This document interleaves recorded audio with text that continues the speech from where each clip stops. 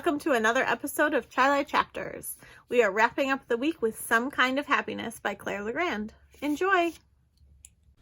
Some Kind of Happiness by Claire Legrand. Once there was a great sprawling forest called the Everwood. Magic lived there, and it lit up every tree and flower with impossible beauty. But even so, most people stayed far away from the Everwood, for it was said to hold many secrets, and not all of them kind. According to rumor, the Everwood was home to astonishing creatures and peculiar, solitary people.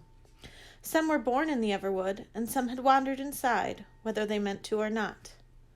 No one in the Everwood got along, for they had no ruler to unite them, no neighborhoods or cities. They lived like wild things and kept to themselves, but they all loved the Everwood and its strangeness with their whole hearts. For it was their home, and it was all they knew. Or so the rumors said. Most people were afraid to enter the Everwood, but some brave souls made the journey anyway.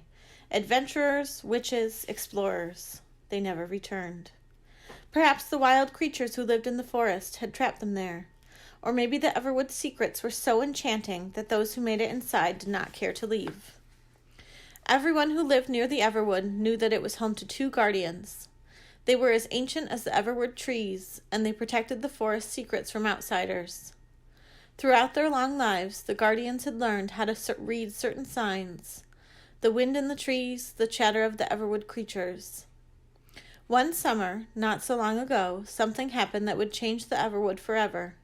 The ancient guardians determined that soon a terrible Everwood secret, one they had kept hidden for years, would come to light. And if this happened, the guardians feared, the Everwood would fall. They would no longer be able to protect their forest. Its secrets and treasures would be laid bare. The people of the Everwood would lose the home they so loved and be forced out into the cold, wide world. So the guardians studied their signs, desperate for hope, and they found it. A small, cautious hope, as clear to them as though it were a page in a book.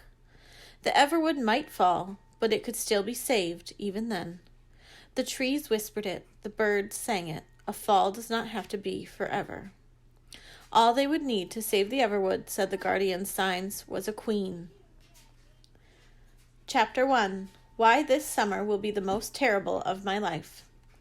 I will be spending the entire summer at Hart House with my estranged grandparents. Estranged is a 9-letter word for kept at a distance. My cousins will be there too, off and on. That's what Mom and Dad tell me. Oh, they pop in and out, Grandma says. I hate when people pop in and out. Popping in and out is not a very list-friendly behavior. Mom and Dad are taking me to Hart House because they are having problems and need some space to work it out. This, I assume, is a euphemism for divorce, or at least something leading up to divorce. Euphemism is a 9-letter word for term or phrase seemingly innocuous. I will be far away from my bedroom at home, which is the only place where I can be entirely myself. There is a heaviness pressing down on me that makes it difficult to breathe. It's true. I am finding it difficult to breathe. A heavy feeling inside my chest squeezes and pulls. I rest my head against the car window and watch the world outside race by. Pale green prairie grass and the wide blue sky. Old barns with peeling paint and lonely houses surrounded by cows instead of neighborhoods. I imagine I am running through the tall grass alongside a car. No, I am on a horse, a white horse with a tail like a banner. A horse from the Everwood. Nothing is fast enough to touch us. Mom is obsessively switching radio stations. I think she probably has ADHD, which is a term I have learned from listening to kids at school. Mom has a hard time sitting still and is never satisfied with a radio station for longer than the duration of one song. Her work as an interior designer is perfect for her. It keeps her hands busy. Dad is talking about things that don't matter. I wonder if this summer will be hotter than last summer.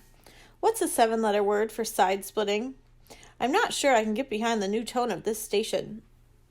They like to pretend I don't sense the stiffness between them, that I don't notice how much more they've been working lately, even more than usual. They like to pretend I don't notice things. I think it makes them feel better to lie to themselves and to me. Which is kind of insulting. I may be a lot of things, but I am not stupid. For example, I recognize how strange it is that I have never met my grandparents. I do know Mom's parents and her brother, though they live so far away that I hardly ever see them, and they might as well be strangers. But when I ask about Dad's parents, Grandma and Grandpa Hart, Mom and Dad fumble with their words, offering explanations that don't explain anything much. Well, Grandma and Grandpa are always so busy. It's a matter of scheduling. We are always so busy, your dad and I. You know that, Finley. I don't know, Finn, Dad often tells me. Your grandparents and I, we've never been close. Through my observation of the world, I have concluded that it is not normal for a girl to be kept away from her grandparents, her aunts and uncles, her cousins, as if they could hurt her. Testing myself, I inhale slowly. The heaviness inside me has faded. I can breathe again. I glance at the back of Dad's head, at Mom's eyes in the rearview mirror. She must be nervous. She has never met Dad's family either. She is staring hard at the road, sitting perfectly straight, not paying attention to me. So she and Dad didn't notice a thing. Good. I am safe for now. I will not think about Hart House, or about how my cousins will stare at me, or about pretending it isn't weird to spend a summer with my grandparents after years of not knowing them. No, it isn't weird at all. I cannot keep thinking about these things. That is a recipe for disaster. I check the reflection of Mom's eyes. Still glaring at the road, Mom? Yes? Good. I am safe. I flip past my pages of lists into the portion of my notebook reserved for stories about the Everwood. I don't know what I will write about today. Perhaps about the Everwood's evil cousin forest, the Neverwood, and their terrible 1,000-year war. Or maybe about the various Everwood witch clans and how people say you can tell them apart by the smell of their magic. Rhonda, my next-door neighbor, and probably the closest thing I will ever have to a best friend, says I am a huge nerd. She is probably right. Given my father's love of crossword puzzles, his job as a literature professor at the university, and my preference for books over people, I've acquired an impressive vocabulary for an 11-year-old. But when my parents sat me down to explain where I'd be going this summer and why, all the words seemed to fly right out of my head.